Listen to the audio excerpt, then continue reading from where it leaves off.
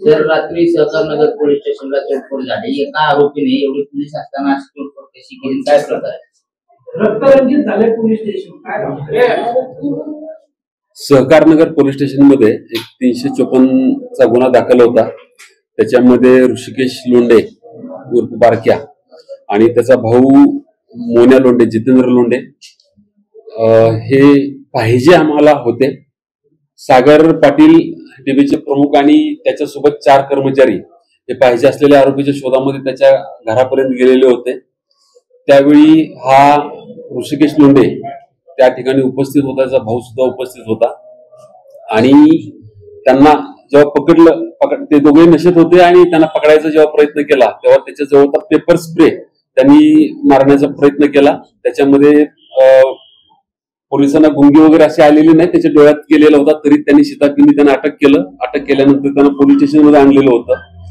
Police स्टेशनमध्ये आणल्यानंतर त्यांना त्या ठिकाणी ते व्हायलंट त्यांचं वर्तन असल्यामुळे त्यांना बेड्या घालण्यात आलेल्या होत्या आणि त्यापैकी त्या बेड्यांनी या ठिकाणी काचेची तोडफोड त्यांनी केलेली आहे। यापैकी ऋषिकेश लोंढे याच्यावरती 2023 ला मोक्काचा गुन्हा दाखल होता। त्यामध्ये त्याला जामीन मिळालेला आहे। त्यामध्ये तो बाहेर होता, त्याच्यावरती यापूर्वी प्रिव्हेंटिव्ह ऍक्शन सुद्धा झालेली होती। त्यांनी पोलिसांवरती मारलेला पेपर स्प्रे आणि पोलीस स्टेशनमध्ये केलेली तोडफोड याबाबत अजून गुन्हा दाखल नाही, परंतु आता BNS 121(2) आणि 132 याप्रमाणे पोलीस स्टेशनला गुन्हा दाखल करणार आहे। सर तुम्ही म्हणताय त्याला बेड्या घातल्या होत्या, तर त्याला पेपर स्प्रे कसा मारला? नाही, त्यांनी पेपर स्प्रे घरी त्याच्या मारलेला, घरी मारलेला। जो आरोपी आहे तो रेकॉर्डवरील गुन्हेगार आहे। आपण तुम्ही ऑपरेशन दरम्यान उचलला, आपण प्रिकॉशन्स घेतले नव्हते का की आपल्याला कल्पनाच आली नाही की तो असा राडा करेल? पोलीस स्टेशन राडा म्हणजे घरी त्यांनी पेपर स्प्रे मारलेला होता, त्यांनी हत्यार कोणतं वापरलेलं नव्हतं, फक्त पेपर स्प्रेचा वापर केलेला आहे।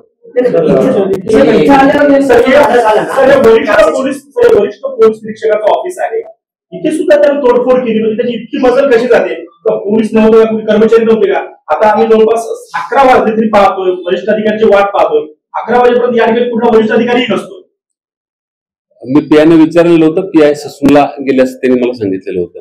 सर केबिन जी आहे, जसं त्यांनी सांगितलं वरिष्ठ पोलीस निरीक्षक केबिन आहे, इथे तोडफोड झाली, बाजूला तोडफोड झाली, आपल्याला स्टाफ असताना एखाद्या रेकॉर्डवरील आरोपीची एवढी मुजुरी कशी होते? कारण याच्या आधी पण त्याला शिक्षा झाली असतो, आता काय प्रिकॉशन घेणार आहात आपण त्याला? आता नाही, त्याच्यावरती आता जुना IPC 353 आणि 353, 333 वापरू आम्ही, त्याला अटक करू। त्याच्यावरती प्रिव्हेंटिव्ह ऍक्शन झालेली आहे, तो MPDA साठी सुद्धा एकदम फिट आहे, त्याच्यावरती सर्व लिगल ऍक्शन मोक्का कारवाई करणार कसं? कारण त्याच्या सिंगल आरोपी आहे, बघून घेतो त्याच्याबद्दल। आणि दुसरे ज्यावेळेस आपले पोलीस मात्र मोक्कामध्ये तो बेलवरती आहे, त्याचा बेल रद्द करण्यासाठी आम्ही प्रयत्न करतो। या घटनेत आपले पोलीस अधिकाऱ्यांना काही जखम झाली का? त्यांच्यावर काय नाही, त्यांचे डोळे जळजळत आहेत, अदरवाईज बाकी काही नाही।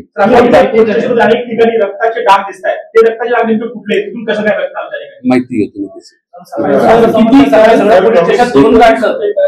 काल हा प्रकार जो घडलेला आहे तो साधारणपणे 3 ते 3:30 वाजता घडलेला आहे। त्यानंतर त्यांना इथं ठेवून सकाळी ससूनला पाठवले।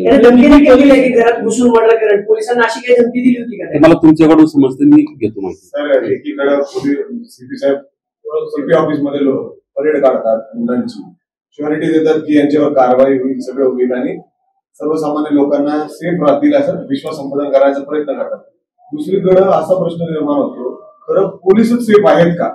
अशा पद्धतीने जर आरोपीच राहणा करत असेल आणि पोलीस त्याला रोखू शकत नसतील, आरोपी हा काल जो पकडलेला होता तो नशेत होता असं कळतंय। नशेत केलेलं जरी असलं तरी सुद्धा आम्ही पूर्णपणे अशा प्रकारच्या सर्व प्रिव्हियस रेकॉर्ड असलेल्या आरोपींची वारंवार झडती घेत असतो, त्यांना चेकिंग करत असतो।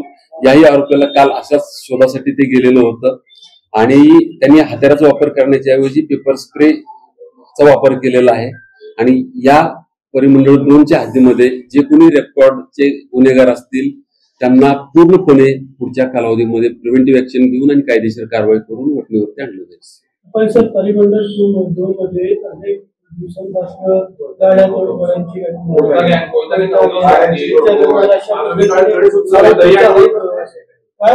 गणपती उत्सवाच्या आधी या सगळ्यांच्यावरती प्रतिबंधात्मक कारवाई केली जाईल।